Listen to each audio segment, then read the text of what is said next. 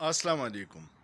جاوید چودھری کے کالم میں جس کے باجوہ کے بارے میں جو انکشافات ہوئے تھے اس پہ تو سیدھا آرٹیکل 6 لگنا چاہیے تھا، لیکن اب جنرل باجوہ نے اپنی صفائی میں آفتاب اقبال کو کچھ باتیں کی ہیں جس سے اور سوالات اٹھ گئے ہیں۔ آفتاب اقبال نے اپنے ایک ویلاگ میں کہا ہے کہ جنرل باجوہ نے مجھ سے کہا کہ میرے پاس عمران خان کی ایسی ویڈیو ہیں جس کا ISI چیف جنرل فیض کو بھی پتہ نہیں، اور اگر میں وہ لیک کر دوں تو ایک بونچھال آ جائے گا۔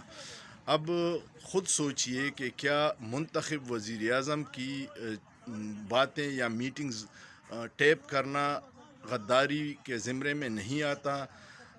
کیا کسی اور مہذب ملک میں بھی ایسا ہوتا ہے؟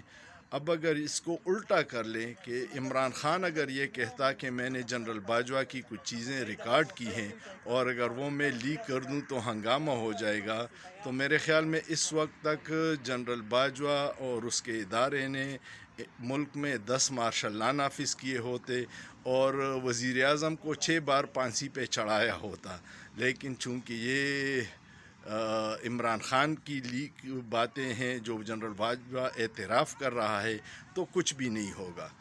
جنرل باجوہ اپنی صفائی میں جو باتیں کہہ رہا ہے اس سے ادارے کی اور بدنامی ہو رہی ہے۔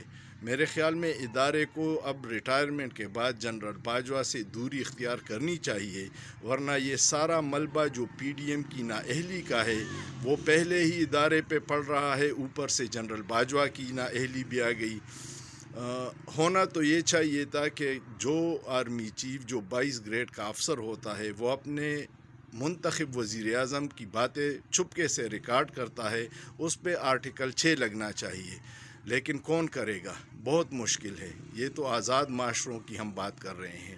پاکستان جیسا معاشرہ جو مافیا نے جکڑا ہوا ہے اس میں عوام کو نہ حقیقی نمائندگی ملے گی نہ کبھی اختیار ملے گا۔ اللہ پاکستان کو اپنے حفظ و امان میں رکھے۔ پاک فوج زندہ باد، پاکستان پائندہ باد۔ لیکن سوچئے، سوچنا جرم نہیں ہے۔